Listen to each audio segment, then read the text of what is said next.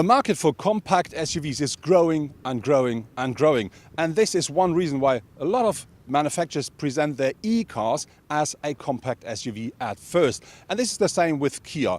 After the Kia Niro hybrid and the plug-in hybrid, they now present the third electrified version of this car, the so-called e-Niro.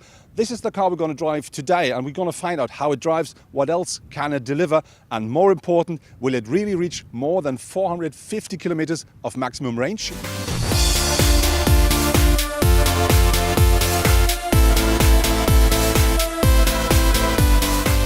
The design of the Kia e-Niro is not so different to his brother and sister models, but there are some bits and pieces I'm going to explain now.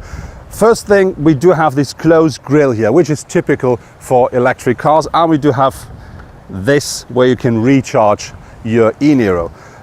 Another difference is this blue part down here at the air intake, and you're going to find these blue elements here at the daytime running lights as well. Important is the car comes as standard with alloy headlamps, which I think is a bit quirky because this is an electric car, but from the second trim level onwards you can order LED headlamps as well.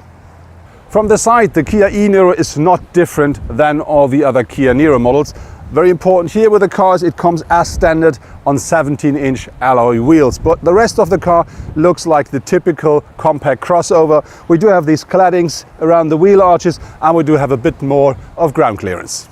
At the rear of the car we do find again these blue applications here and there, which we already know from the front, and of course we have the same color here at the Eco Electric sign, which definitely say this is an electric car. The rest of the car looks as the standard Niro, but important is the car features LED taillights, and they have the same light signature as the hybrid versions of the Niro.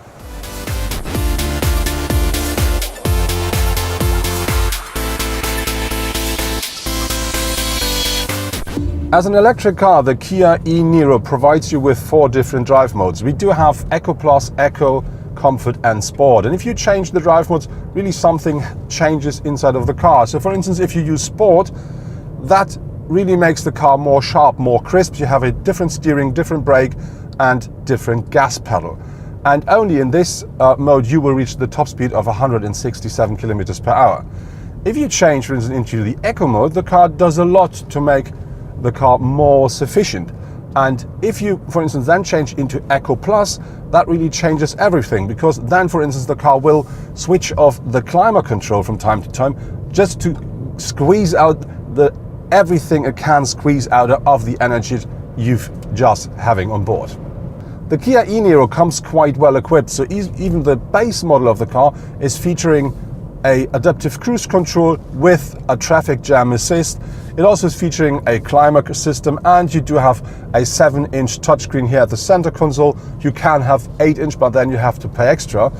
And you do have this digital cockpit here. It looks a bit like standard round clusters, but it is not. These are full digital screens, and they really provide you with all the information you need while driving the car.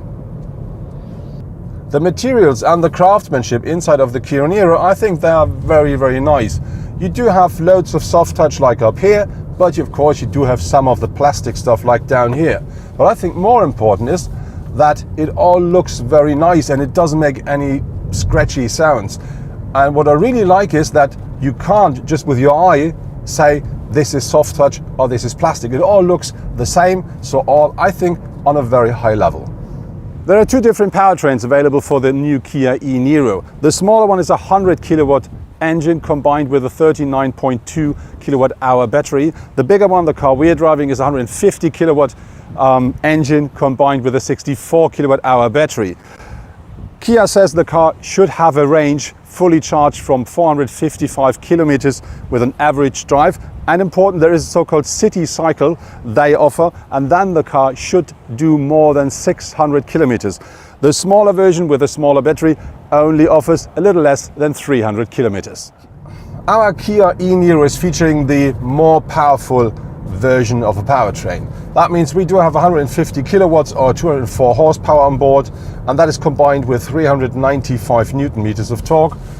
And with this, inside of this small car, you can really drive the car from very easy and smooth up to really quite sporty. And the limitation of sportiness in this car comes a bit more from the suspension and the, let's say, quite small wheels instead of the powertrain. Our Kia e-Niro should take 15.9 kilowatt hours per 100 kilometer driven. We will see where we're going to end at the end of the day, but actually we're having a consumption of about 16.3 kilowatt hours per 100 kilometer driven.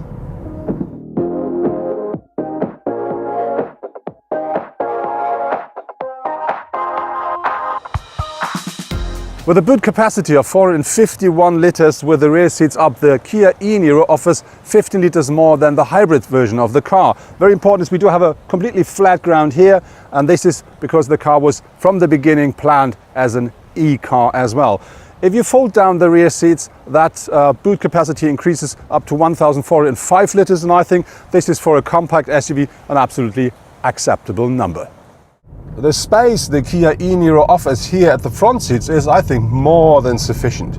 So even me as a tall person, I sit very nice and comfortably here.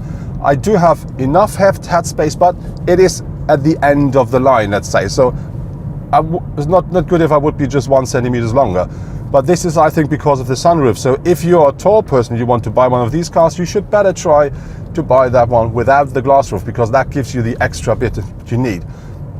But on the other hand, I sit very comfortably. I can adjust the steering wheel the way I want, so I can really have the car under nice control. So I think even for tall persons it's very nice. And if there's enough space behind me, we're going to find out that by having a short stop.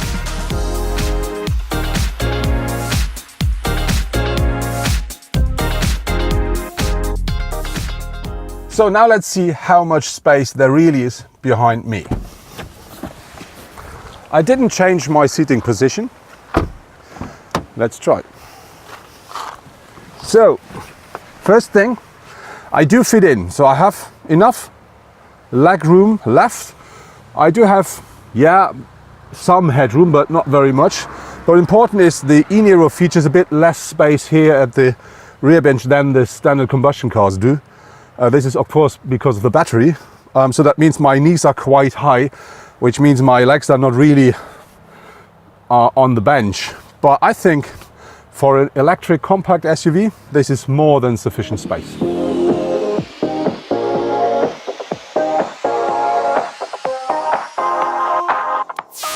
That was my first test drive in the new Kia e-Niro, and what I really liked with the car is that only at the second look you will realize this is an electric car, and the car offers more than enough space and it drives really well. And very important regarding to the consumption is you can really reach what Kia says, more than 450 kilometers, because we drove now about 200 kilometers without thinking about consumption, and at the end of the day our average was less than what Kia's data says. So what I don't like so much with the car is the car has so much power that if you really drive it sporty, it sometimes feels like this is too much for this crossover. So I would love to see that powertrain in a Kia Ceed, because I think with that car then you will have double the fun on the mountain roads here in France.